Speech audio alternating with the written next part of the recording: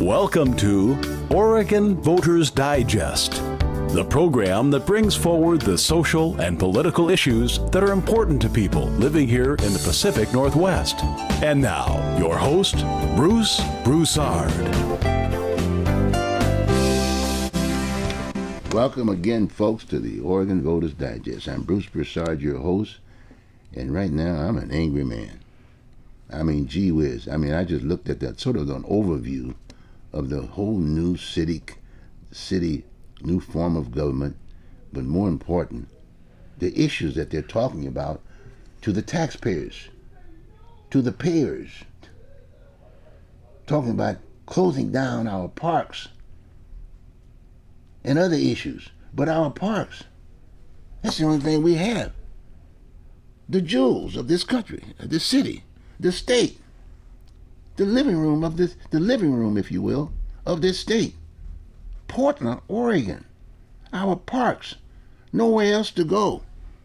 Not being able to go on the river and throwing a blanket out there on the grass and sitting down and enjoying yourselves, or driving your bicycles around, or walking downtown, or spending some time downtown. But the park, that's the city parks. There's no other like it within the state of Oregon.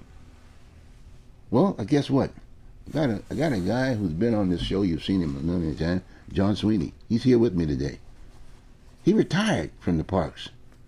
He's gonna tell you how it originated and all of the goodies and the thing that goes along and keeping that jewel here with us, the parks and those community centers. That's what we're gonna do. We're gonna jump right on into this. And John, how you doing today?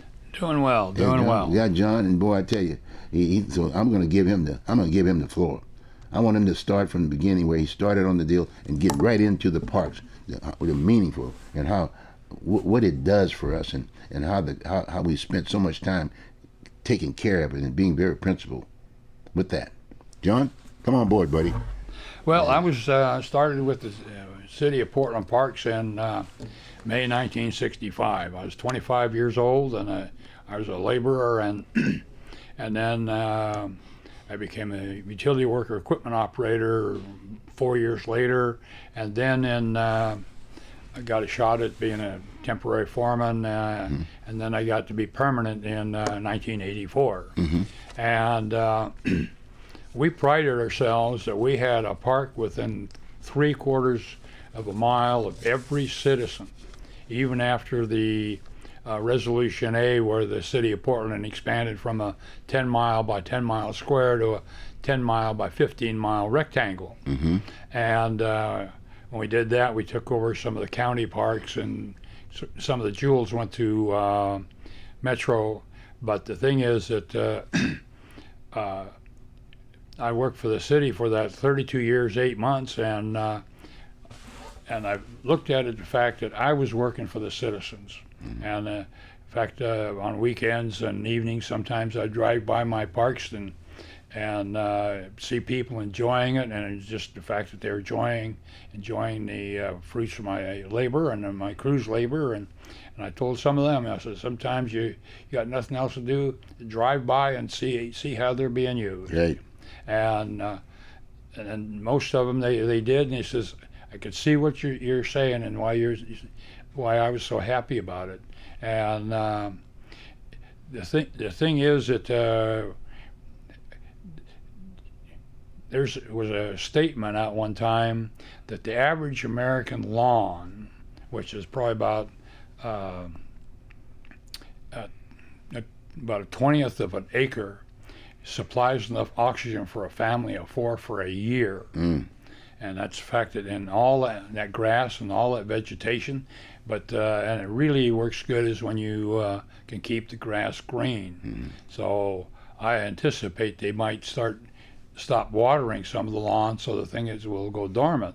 Now the lawn would do that, but the thing is, if you have the oxygen, have the grass growing and green, it will produce more oxygen for the citizens, and also a lot of the plants, like a lot of the hawthorn trees, actually help against pollution. And I never liked them, but then when I was on a tree division, they were saying this is the one that really tolerates the pollution and helps mitigate the pollution.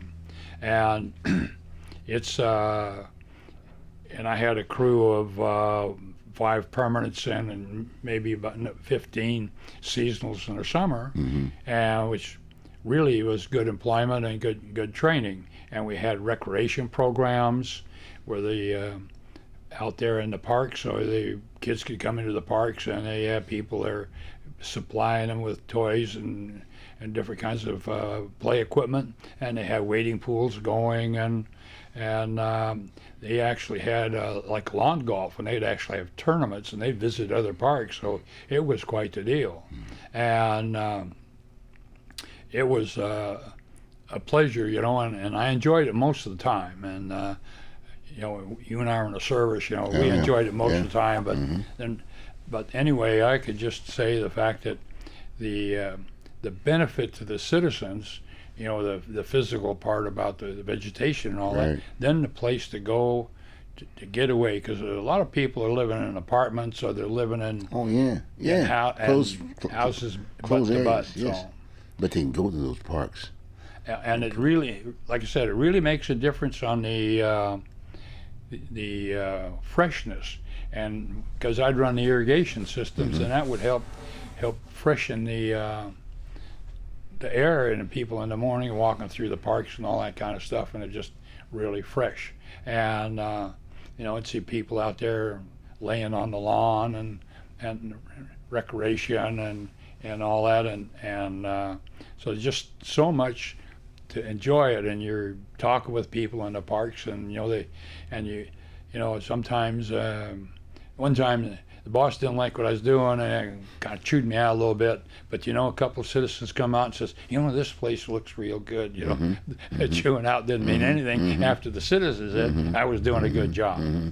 And St. John's Community Center, they just overhauled that thing recently. You know, they put a total irrigation in there, and the fact that they redid the building, and I haven't been in the building since, and they've redone several other of the buildings. Well, they're thinking about closing one of them over there now. Oh yeah, and I mean, you know, John, and I'm going to just break in just for a moment aspect of it, as you were saying, as far as the people who use that park. I mean, beyond that, the barbecuing, the family reunions. A lot of folks have had family reunions in the park, bringing their full family, because as you say, they're living in apartments, but they've got kids living here. They'll all come over. They'll all go to the park, if you will. The baseball, you know what I mean? The kids. And, I mean, it's just it's the living room. Yeah. It's the living room and the playroom of this city. You got my point? Yeah. It's a beautiful piece. And I guess the other thing that got me was that as I was looking at this preliminary budgetary hearing of the new form of government, you know, and as I was going through this, okay, we went through this whole business about the 3 persons, if you will, 3 commissioners per district. We've districtized. I like the idea of the districtized. Maybe it gets closest to the community aspect of it. You would think so. You got 3 people per district. 3 people per district. So you would think these people, you would be right there for you to answer the phone. Not only just to answer the phone, would be knocking on your door. Because with 3 of them, they could divide that one particular district into 3 segments, and there's enough time to go there and walk down there and knock on those doors. But the thing that gets me about it, there was another thing that was said early on about a new city manager. And this city manager was going to basically manage the bureaus, because now the bureaus are not going to be basically the responsibility of the city commissioners, if you will. Yeah. Totally. So here's this new city manager, and all of a sudden they've given him a different name. The guy's name is Jordan, I think it is. And the question came up, and as I was looking at that whole session aspect of it, well, who's responsible for closing this new centers up in Northeast Portland? And I'm from that area, District Number 2. And the guy jumps up and puts his hands up. His name is Jordan, and said, "I did." And then what? I said, then I said, well, then there was the other thing that when you start thinking about police, and I hear that, I understand it, but who basically knocked off the neighborhood associations? We've got neighborhoods who say, and he stood, I did. This guy named Jordan. I said, wait a minute. That's not the definition of what I understood of the city manager was supposed to be. They were supposed to be able to manage the bureaus. to give more time to the city commissioners to get out with the people and answer the phone and reach to the issues and deal with the issues. What happened, John? Well, you had, under the old system, you had city commissioners that run the bureaus, and especially in the parks, they liked being park commissioners because you had something big to show. Yes. And they'd come out, and several of them that would come out and visit the parks and visits with the people, hobnob with the citizens. Exactly. They just lived that. And in fact, when the mayor changed their duties and they didn't have the parks anymore, they were a little sad. Yes. But it's just the other thing is that but the new system, the consulars have no physical duty. Yeah, but who made that decision? And I'm saying this, the new city manager. That's the way it was being talked about. Yeah. He was making that decision to basically get get those representatives out of the mix. Yeah. Well, the thing is that they do the budget thing, and the fact that if you heard recently, the property values of the downtown property, the buildings and stuff has dropped like a stone. Yes. And so you got the four major governments in this area, and that's the city and the county and the metro and the school district. They're all short on money. And the deal is, in fact, this morning's paper, the district attorney turned in another budget, and he wants $5 million more so he can hire more people. And for the crime, the public safety thing. Yeah. Right? For the public safety thing. Correct. Well, look, how are you going to solve the public safety problem if you don't get community? If you cut down all the little trees and the grass from the community, you need the community. Nothing's going to happen until if you get the community resolved, you're going to solve that problem. Yeah. Well, you have the trees that are bred in most of the parks. It's used to getting water in the summertime. So if they don't get water in the summertime, they could be under stress and make it where the insects could get into them. Yes. And kill them off. And Yes. next thing you know, you Yes. have the trees dying off. And Yes. in fact, I was on the tree division, now called the forestry division, and had to go down and take down some of the trees. And some people would out there said, "What are you doing? Running a log on an operation?" Yes. No, we're yes. taking them down They before want they to take fell those down. parks. They want to take those parks. Got my point? Yeah. What about the roses? We're supposed to be a city of roses. What happens to the roses? They're all in the communities. Right. And They're all in the community. They're not downtown Portland. you like you have the rose test garden, and you have Peninsula Park that's got a big Right. rose thing. Yes. And they normally they have a spring pruning and a fall pruning, and the fall pruning is to protect them against high winds from Yes. breaking them because Yes. they have a bud union. Right. And if you leave it tall, it could actually break them off. Mm-hmm. And if you get to Ladd's Addition down there, and I went down to help with them one time, and a lot of those roses have been planted in the 20s. Yes. And they're still alive and kicking. But Wow. for how much longer? What about the pools, the rec centers? I mean, the community centers. I mean, we were already talking about the fact that the commissioners need to go out in the community Yeah. closer to use the parks, and they would love to do that. Oh, And the yeah. people would love to do that. They'd have access, but they're all hobnobbed downtown Portland. And who basically made the decision? This guy, this new city, what is it? He's a city manager, City city manager. administrator. But that's what we were talking about. Now all of a sudden it's changed. And He's the other saying thing he is, cut the thing out. I think he's going to leave at the end of the year. And the thing is, he's kind of like he's shooting holes in the bottom of the boat, and then he's going to leave before it sinks. This is again. ridiculous. Yeah. It's ridiculous. No, he should leave today. I mean, the new commissioners are there. They're at least talking to one another. They're Yeah. talking. I know this is on OJT. We've already been to boot camp. We talked about that. But I was somewhat impressed about how they attack the things that we're talking about right now on this situation now. Now, all of a sudden, they want to know where's the money going. And Well, the deal is that, and the mayor has no veto power. So if the consulars go off the deep end, why there's not anything he can do about it. And kind of like Keith Wilson is kind of like Ted Ted the Second, because it's just getting bad. But now I tell you what, my feelings kind of reversed. As I saw that budget hearing the other day, the commissioners were complaining about the whole issue about, wait a minute, we got a problem here. We don't need the city manager piece. We got issues in their respect. They was talking as if they were reaching out to their folks, but they don't have access to them. Right. Well, the other thing, right after they got on board, they took money out of the reserve for more people for them and more people for the mayor.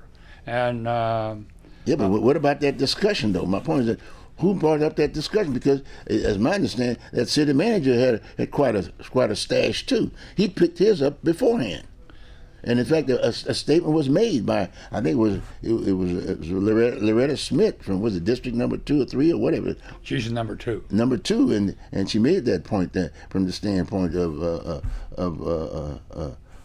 why don't we take the looking for discretionary money, but you never know what's happening behind those other closed doors. I think she's maybe in District 1. District 1. But anyway, but the bottom line is that the issue came up. And I liked it the way she responded, if you will, to this business about, I wouldn't have known anything about the fact that the new city manager was the one that was cutting out neighborhood associations and also the parks in Northeast Portland. You give me a break. Yeah.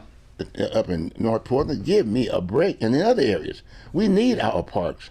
Well, look at the Little League and yes, the baseball. That's what I'm saying. It's good for the kids to keep them doing something. Yes. Because for a lot of them, for the schools aren't working a good program for them, and some of them, that have gone into Little League and then they've got into like American Legion baseball. Yes. And some of them have got scholarships to college out of it, and a lot of them gone pro. Yes. Yeah, in fact, over at Wallace Park, there was they painted over it. There was a pitching zone. Yeah. And Lolich, who was a Detroit Tigers, he was there, and his father got him out there and marked the thing and had him practice and practice and practice. He says, if you want to be a pitcher, you got to work hard, and you got to. And did that at the park. Yeah, Mickey Lolich is the guy's name, and his uncle was actually stationed there, and he was telling me all about the fact that, and he there and practiced hour after hour. Wow. And they used that thing for building up, and it's you keep the kids busy and. What about the seniors, John? Where do they go? Cooped up in the house, you know what I mean? They're able to go to those parks and sit out there and breathe that fresh air and look at the other kids doing. Kids, like I said, families and other families, and the interaction that those folks have at the park. Yeah. They actually get to know one another, if you will. Yeah. Got my point? And then we've expanded to the neighborhood associations. Mm-hmm. That was the whole point. Neighborhood, to get folks out of those houses and talk to one another. We were talking to one another. Now, all of a sudden, it's boom. You can't even get out your house. Yeah. You can't even go anywhere. Yeah, I remember watching those Pop Warner football games. Exactly. And it was some of them were little kids, not too far along, and they were playing better football than they ever played. But they were enjoying them right there in their own environment aspect of it. You got me? And then I gotta give this. I'm trying to educate him. I mean, I know the guy's he had good intentions, but hey, he is no city manager. I mean, focus on what's there, the water and the sewage, those bureaus, if you will. They've got bosses there. They've got managers of each of those bureaus, right? You got me? That was his job, just to make sure those things were going good. But the rest of it, getting rid of the neighborhood association, if anything, the neighborhood association is one of the key eradicator of the whole issue of crime and public safety, because the neighbors were talking to one another, because they had neighborhood watch. Remember that? Oh, yeah. They had the neighborhood hot watch. They would walk together during that particular time. They would know who was next door to the neighbors and whatever. Hey, give me a break. That would have solved a majority of our problem from the standpoint they can ask the neighbors, okay, be a little bit more vigilant. Remember?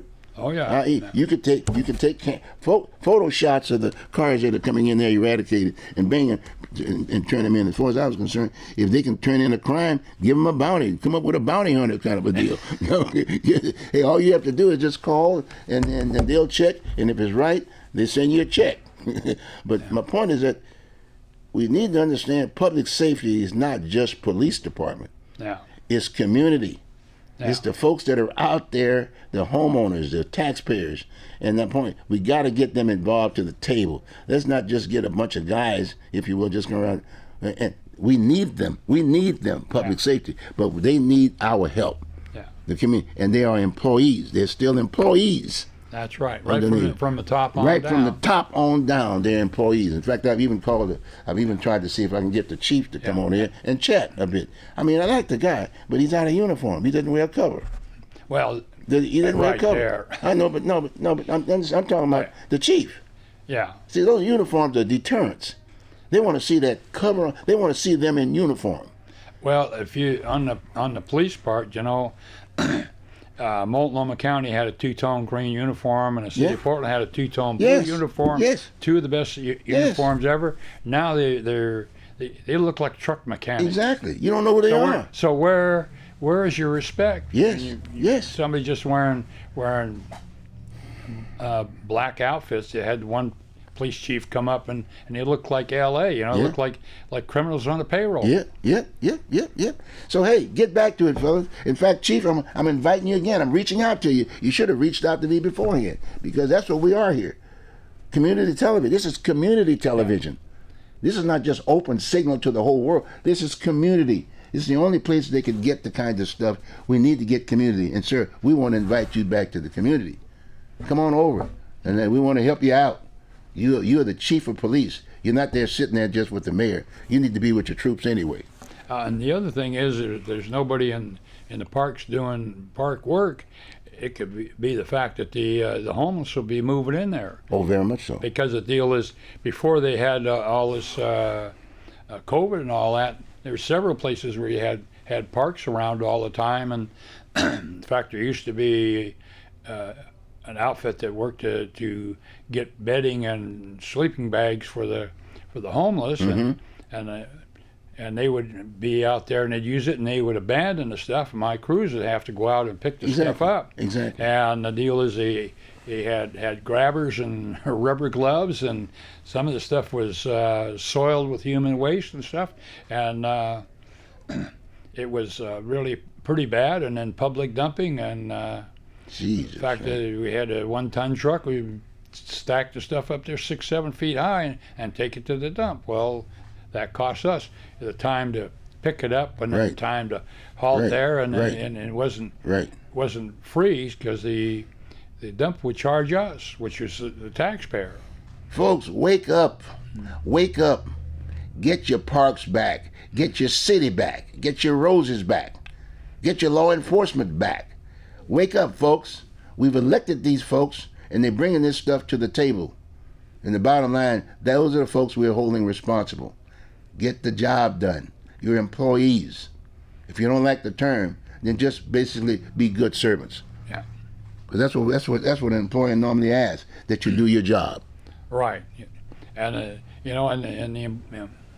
most of the employees, are good employees, and they want to do a good job, because when they finish their work, they can see it. It's I was a mower operator for 4 seasons, and pull into Lentz Park or Westmoreland, and the deal is, and they're big parks and take all day to do it. But when I pulled out to come back to the yard, why, I could see the difference. Exactly. And it was very satisfying. I mean, it's really a sad note aspect of it. And I'm getting the time in my life I want to enjoy the parks. I want to enjoy my city. I want to see the roses. I want to take the wife out. I want to be able to walk down there and have a cup of coffee downtown Portland. I want to be able to sit down downtown. I can't do that now, but guess what? We're still here right now. Yeah. And we're in a position, we need to wake up. Seniors, wake up. If you're over 65 or 70 years old, wake up. It's time that you get back to the table, because otherwise you're not going to enjoy those last good days. Pretty bad. It's going to be pretty bad. It's not bad here in Portland yet. If we take the turn, we got a new form of government Get those people out of City Hall. Give them the opportunity to stay in those, to have those meetings in community centers. Every part of the district. We got 12 commissioners, and commissioners, you hear me? You got 12 commissioners. You want to get to your people. You're not going to get to them downtown physically. Get to the people, because the people are going to make it accessible to the folks that are within the commissioners. Then all of a sudden, you'll enjoy this periodically, going downtown and getting by the water, if you will, and having a cup of coffee. But now you can't do it. It's all downtown. And look, we can solve this homeless problem if you get to the people. It's important because one thing, starting at the state level, they're making it a little more difficult to have ballot measures citizen-driven. Right. Requiring more signatures, and the fact that tighter on whether it's a volunteer or paid, and it's going to be more difficult. And there's a bill in the state legislature now to make it more difficult for the state, and the cities and counties are going to follow right along with it. So, and a lot of times they just forget who they're working for. Well, again, it goes right back down to the same deal. We've just recently elected a bunch of folks. Yep, and and when I was running for it, the deal is I met some of them, and they're real Lulus, I'll tell you. Oh yeah. Well, worse than that, I basically too. I ran for district number 2, yeah. And the election people threw my papers out. They threw me out. Why? Because I was going to have probably the same. I had this platform that I was going to talk about. Like I'm talking. Luckily, we still have the Voters Digest out here. Yeah. But my point is that they threw my papers out. And I've been running for office. Yeah, and they've been talking about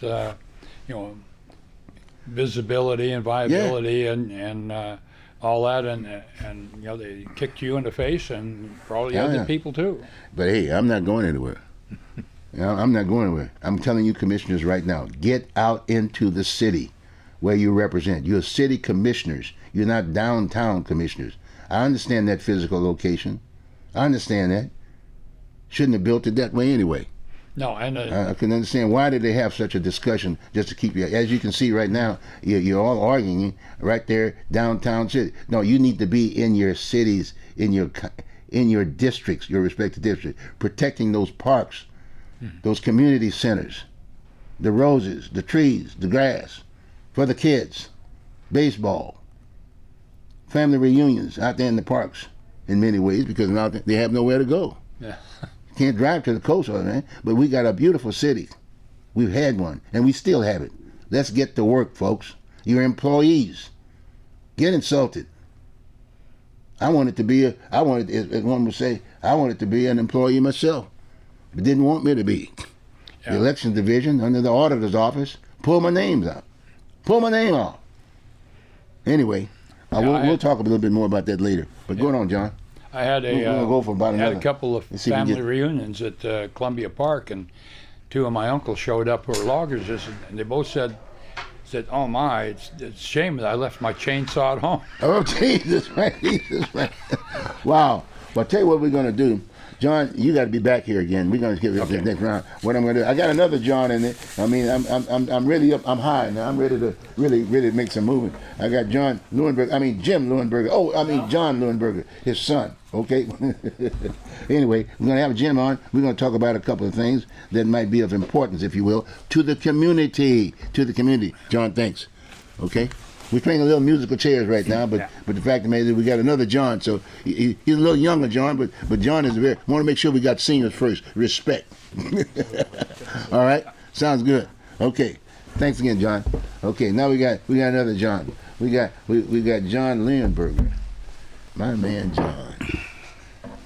Yes, sir. I'm so excited about the fact that then I talk to Jim all the time. By the way, he calls me up and gives me a format of the show. He says, "Hey, Bruce, reach out. He's ready to go."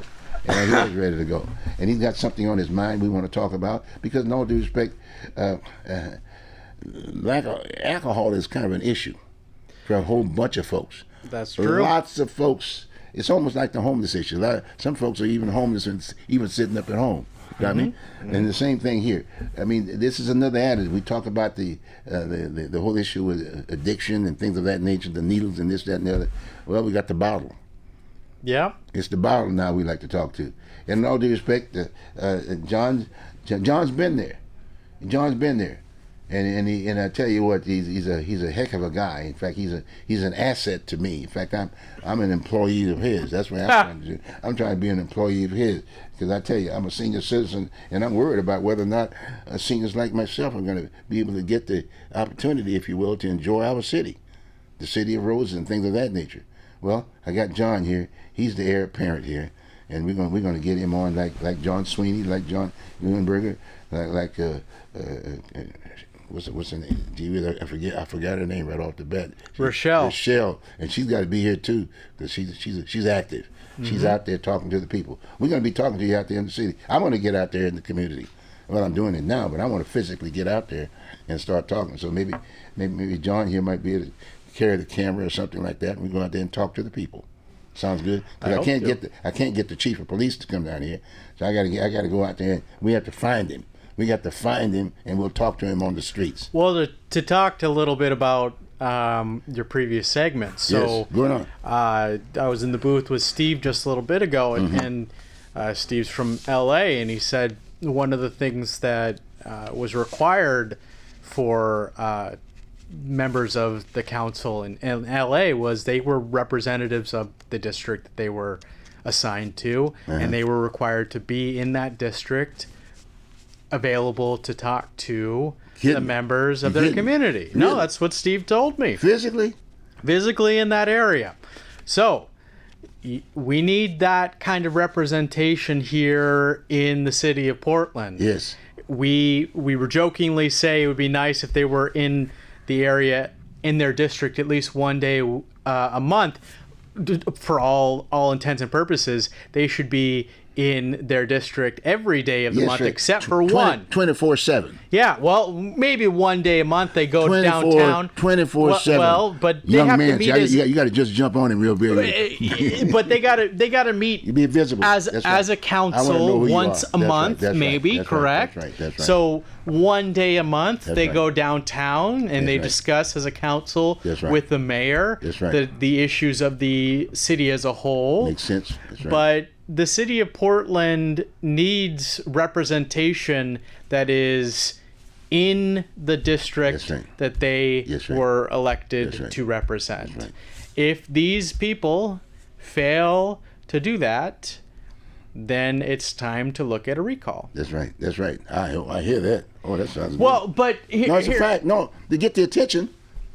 At a certain point, when do the people say enough is enough? Yeah. Right. Nah, is enough. We've been here for 4 months now, and what has the city council or Mayor Keith Wilson done that they promised that they were going to do? Pretty much nothing. Yeah. All they've done is spend more taxpayer money that they don't have. They're eating into budgets that are desperately needed, and they face, especially on the school front, an opportunity to lose federal funding because they're not living up to what President Trump has told them to do. And so the federal funding is on the chopping block if they don't take care of the problems that they need to take care of. And education in the city of Portland has been an issue as long as I've been here. Very much so. Failure big time, and paying big time money. Okay? It's supposed to be the perfect sector as far as the education system. It's the biggest school district in the state. That's right. And been failing every time, and then constantly asking for more money. And so I agree with him on that piece. Make change. They're supposed to they're doing some change, but the fact of it, do not come up with the physical change as opposed to the educational change for our young folks. Correct. But I mean, we'll see what happens. It's been 4 months. They gave us a lot of lip service beforehand. I mean, Mayor Wilson is pretty much powerless as the mayor. That's right. He has been kneecapped by the previous Portland City administration. And a lot of people don't know who he is. He should be sitting at the front of the line. He was pretty vocal about what he was going to do when he was running for mayor. He was very vocal about it, right? What has he done? Oh, wait, I can tell you. He cleaned up the city, or the city was cleaned up prior to the election, and now the underpasses are full of homeless again. So what is the city doing? Well, his platform was, in all due respect, said, I'm going to get rid of homeless within a year. Okay. He made that statement. 4 months. Okay, 4 months. 4 months now. Or I guess we're beginning the 4th month, so it's been a quarter, and 3 months. The city manager, Jordan, pulled out $28 million to do that. Did you see that? That's just a preliminary. They haven't voted on that issue yet, on the total budget aspect of it. But the city manager, Jordan, pulled out $28 million. He had to find out where to get the money, because the money's going to have to come out of these committee, out the rest of the city aspect of it. Okay, got it? So all of a sudden, not only did he pull that out, he threw out the whole issue with the parks. Remember the parks aspect of it? Knocked out that budget. There's neighborhood associations. He knocked out that piece. You would think that would have been the first place that the city commissioners should have gone to meet the people. I mean, we were already paying for that particular service. It was just a matter of making sure that it was equally divided for all of the citizens. I'm just going to be straightforward with you, Bruce. These people aren't representing the people that they were elected by. Frankly, they don't really care what the people that elected them told them that they wanted. The only person that, I mean, it's very indicative of how they're responding in the city of Portland. They don't care. They don't care. Well, all they care about is the money that's coming into their pocketbook. And it's a guaranteed paycheck. How much about? $150,000 per city council person. And that doesn't include the discretionary funds that they added to their purse. That's another what? 200 something per person, including the city. Well, the governor, the mayor got some extra, and the city manager got some. They also got extra staff members. They've spent $5 million that they didn't have in order to increase that package. They don't care about the city of Portland. They got to care. They don't. No, they don't care. But they've got They to don't care, care about the people. They don't care about the city. They care about the money that's coming into their pockets. John, but they got to care. You're right. They should care. But let's be real. They're running this city into the ground. Yeah, but all the entire entity though. See? But like I said, the budgetary situation was first introduced from the mayor's office. Now there's going to be another hearing, if you will, to the commissioners. They're going to react to that and come up with. They have to vote on this thing. But they have to vote on that budget. I'm waiting for this next gathering, and it's going to be started. I don't have the dates, but if you want the dates, call up the city council. Well, to speak to what you were talking about with Rochelle, they won't even answer your phone calls. They won't even respond to what you're asking. So, do they care? I'm telling you right now, they do not care. Okay. They do not care about the constituents in the city of Portland. Okay. They don't care. So, what's next? Well, what's next? Wake up, folks. Wake up. Wake up, because in all due respect, every day that goes by, they become more formidable. They don't understand that they're employees. That's the other thing. They don't understand those folks who are elected to office, anybody elected to office, they're employees to the taxpayers. So wake up, folks. You can make a statement. You can make a statement. And you won't get fined. You won't get arrested. I mean, please. And then we even within our Constitution, freedom of speech. But the fact of the matter is, we're paying for these people to represent us. Yeah. And we are the platform. We are the issues we have concern. Sure, we have concern with public safety, the homeless aspect of it, and another. But please, if you don't know what that means, then trust me, you need to come out to the folks that are here in your respective areas, and they'll tell you. They'll tell you about their neighborhood association. They'll tell you about their parks, if you will. They'll tell you about needles in their yards and feces around. In fact, they'll even tell you about the care for the homeless and the animals and things of that nature. But that's not the case. It's as if to say people are just using that just to build up their justification for taking all of the other assets we have out of the city. Well, speaking as someone, so let's get into the AA aspect that you want to do. AA means what? What's the acronym? But let me just finish off with this. Okay, go on. As part of my church, I've made visits down to the city of Portland, downtown, to go and make contact with members of my congregation. Coming downtown is an unpleasant experience. There is feces, human feces, on the sidewalk, in planter boxes, or in little tree areas where you just have to be very careful. The member that I went with, that I served with, I had to very carefully just tell him, and we both were watching at this point. I said, just watch your step. There's human excrement everywhere. It is embarrassing to call the city of Portland home at this point because it's become this trash heap. It didn't used to be that way. And the people that are in charge aren't taking care of it. And it's become this mess of a place. And we can segue this into the topic that you wanted me to talk about, which is AA, which is Alcoholics Anonymous. So we will revisit that at another point in time. We will revisit that. But I think that they kind of tie in pretty well. So AA, Alcoholics Anonymous, or drug addiction in the general sense of the word, is something that a lot of homeless members of our society suffer from.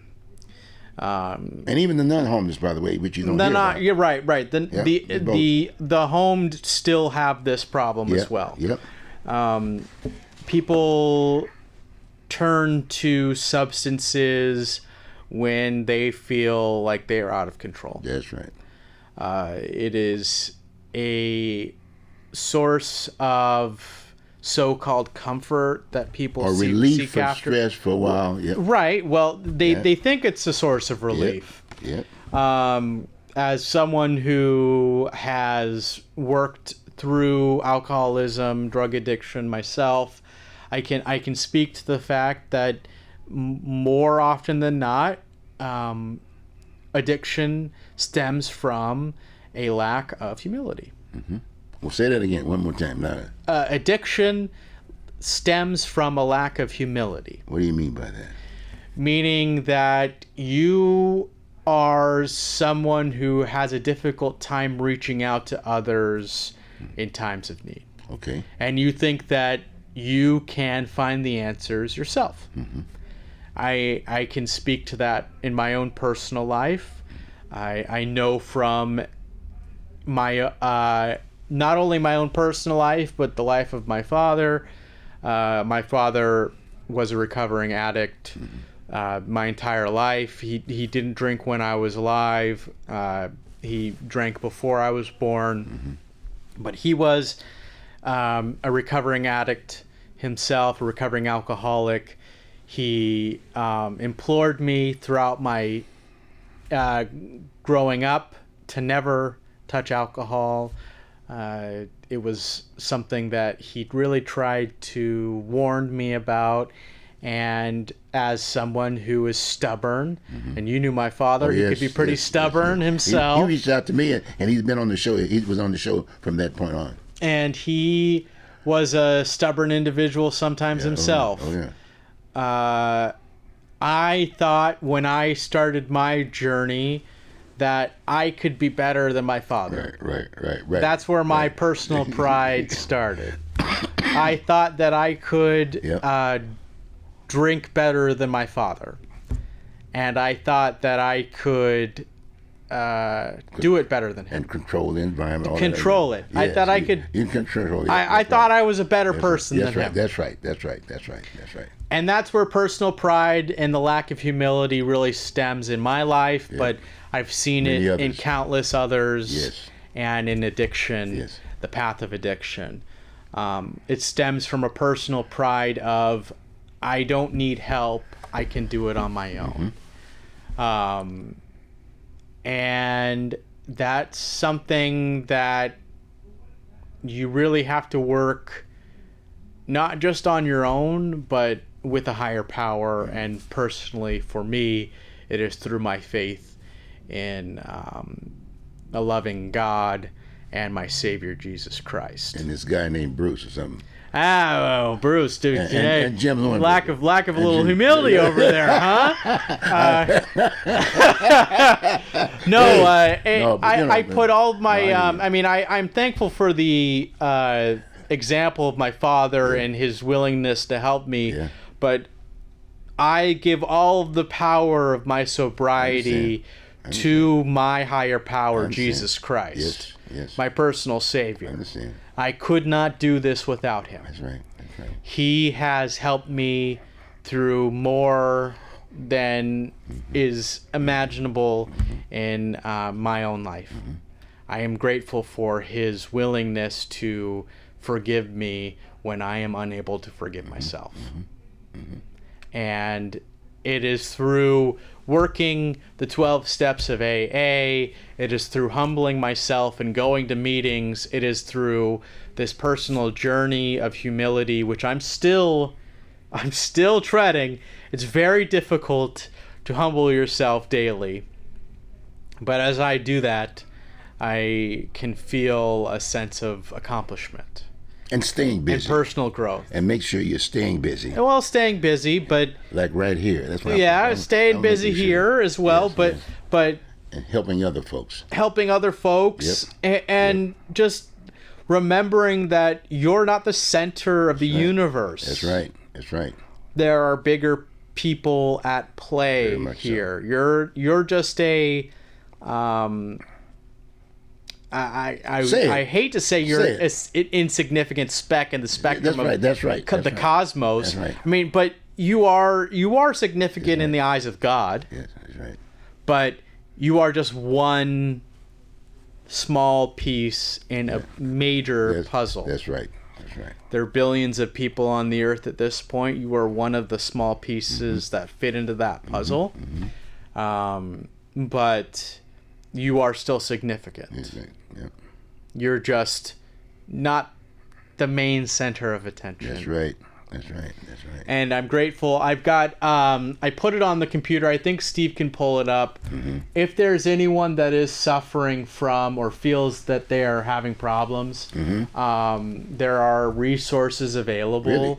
Okay. We have aa.org, which is, you can go there right on that website, and you can find a group near you to find a group to meet with, to visit with. You can share your personal experience. You can hear the experiences of others. On the next tab, if you could click on that, Steve, the book that was written by the founders is called The Big Book of Alcoholics Anonymous. It has the collective stories of many different alcoholics and their experiences through alcoholism and how their lives have been bettered by getting sober. And then on the third tab is the 12 Steps of Alcoholism Anonymous. Oh, okay. Or Alcoholics Anonymous. 12 of them? There's 12 of them, yeah. And that first one, we admitted we were powerless over alcohol, that our lives had become unmanageable. Okay, go down the line a little bit there. The second one, came to believe that a power greater than ourselves could restore us to sanity. 3, made a decision to turn our will and our lives over to the care of God as we understood Him. Keep going. 4, made a searching and fearless moral inventory of ourselves. 5, admitted to God, to ourselves, and to another human being the exact nature of our wrongs. 6, we're entirely ready to have God remove all these defects of character. 7, humbly asked Him to remove our shortcomings. 8, made a list of all persons we had harmed and became willing to make amends to them all. 9, made direct amends to such people wherever possible, except when to do so would injure them or others. 10, continued to take personal inventory, and when we were wrong, promptly admitted it. 11, sought through prayer and meditation to improve our conscious contact with God as we understood him, praying only for knowledge of his will for us and the power to carry that out. And 12, having had a spiritual awakening as a result of these 12 steps, we tried to carry this message to alcoholics and practice these principles in all our affairs. So these 12 steps being the tenets of Alcoholics Anonymous, there's a lot of humility that comes with those. First, admitting to God that you were powerless over a substance. That's a very difficult step to achieve. And then going to another person, going to God, and then another person, and admitting that you've made mistakes and all of the nature of your wrongdoings, that's also a very humbling experience. And then asking God to remove those defects of character, that's not easy. It's not an easy task to complete the 12 steps, but as you do so, you find yourself lightened by a burden. And one of the beautiful principles of AA is that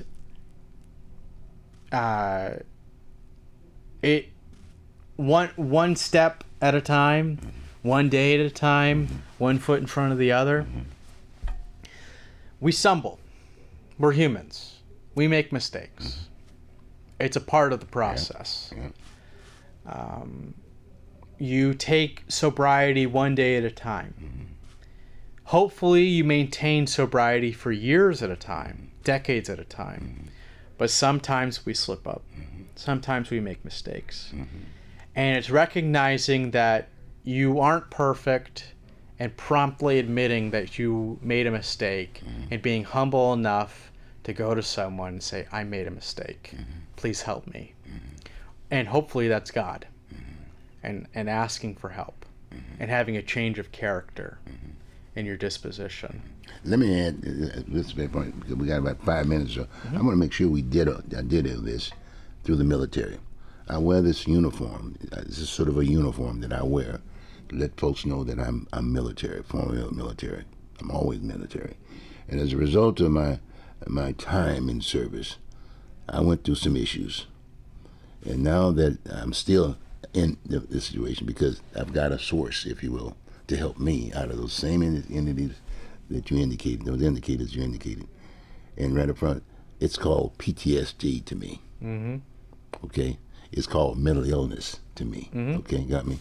And the military has made this available, whether you're in or you're out, that you can go anytime, 24/7. You can just give them a call, 933, or you can go to Vancouver, Washington, or any one of the facilities, and there's open sessions that they can go anytime they want. And in this particular case in Vancouver, you can go down there about 1 o'clock, 1300, and at 1 o'clock there's a gathering of other folks that are just having these conversations and talking. Doesn't cost anything. It's free of charge. Trust me. So the military, for those folks who are still having some tough times, and have a homeless, we take care of our homeless a little bit better than a lot of other folks. Okay? So the name of the game is that the military is just comparable to what you're saying. You know, it's God in another respect, but we respect that end of it. But we do have a gathering place that one can talk to. Which is important. It's very, very important. I've had friends who have suffered, I know that they've suffered from PTSD who've served in Iraq recently, and I knew one who took his life after his service. And that message needs to be out there. That there is help for suffering veterans. You don't need to do it alone. That's right. That's right. You don't. I'm a good example. You do not need to suffer alone. Yeah. And you don't need to suffer in silence. That's right. That's right. Sometimes it's very difficult to voice your concerns. And sometimes it's very difficult to even go. But it's sometimes so necessary to just go and sit and listen. Just go listen. And if it takes you 20 meetings to listen, before you're willing to talk, do it. Listen. There are other people. They might not have had the exact same experience as you, but they had a similar experience to you, that they understand what you're going through. It's crucial at this time more than ever that you make that connection. Reach out to someone. Suicide is not the answer. PTSD is something that you can work through. It is something that is, it plagues more people than it should. Oh, very much so. Very much so. But it is something that can be managed. It's controllable. It manages, right? You can manage it. Yes, it's right. It's right. Reach out to your friends. Reach out to your loved ones. There is help out there. That's right. Well, I'm glad you're bringing those points up, because I'm part of that. And that's what I'm about. That's where I wear my uniform, et cetera, et cetera, et cetera. And it helps me quite a bit. And I'm sharing this to many of the veterans who have a source, and like yours, from the standpoint, you call it AA, but it's the same kind of situation. I would hope that maybe that's another concern that we can talk to now, rather than call it homelessness aspect of it. We can talk it on the other end. We can talk about AA, and we can talk about PTSD aspect of it. You got my point? And let's take it at another level, because this whole business of urinating and all this other stuff on the streets and this, that doesn't necessarily have to be. To me, that's part and parcel of the problems. You don't have to do that. Like, I can still remember when there were open restrooms downtown, if you will. Okay, they closed them up. We need to open up again, but the bottom line, right? Well, part of the reason reason why they got closed is because people would pass out in the bathrooms on fentanyl. Guess what, though? But at one point in time, it was just like anything else. Like, if you threw papers or something like that, if you got caught crossing the street in the wrong direction, whatever, they'd pick you up. Well, as far as I'm concerned, pick them up and put them in a controlled kind of an environment, if you will. I agree. Yeah, but people don't want to answer that piece. But as far as I'm concerned, you got to have that control. They don't do that when they're picked up if they commit a crime, because they get in an institution in the code. Right? They do not urinate over there in their sleeping area or outside with it. No, we don't do that.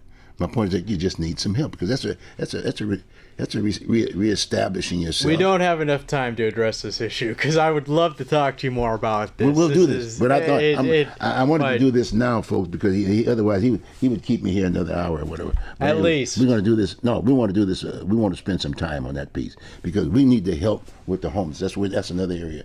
I want to help these guys get on their feet, especially the men, and then the women and senior citizens. No. I mean, there's a solution to the problem. They need help as well, but men need to be taken care of as well. Yeah, that's what I'm saying. We need to be part of. We're going to be part of that solution. We're going to spend some time on our show on an ongoing basis, time talking to that issue, and we need to educate the folks who are our employees out there, who are elected to office, who are not doing their job. Yep. We need to help them out. Yep. And the folks want to do the job, so we'll let them do the job. Since we got a new crop of folks, I realize they're getting that for the new city farm and whatever, they're giving a couple of bucks, but the fact is, your employees, we're going to help you put it together. That's fair?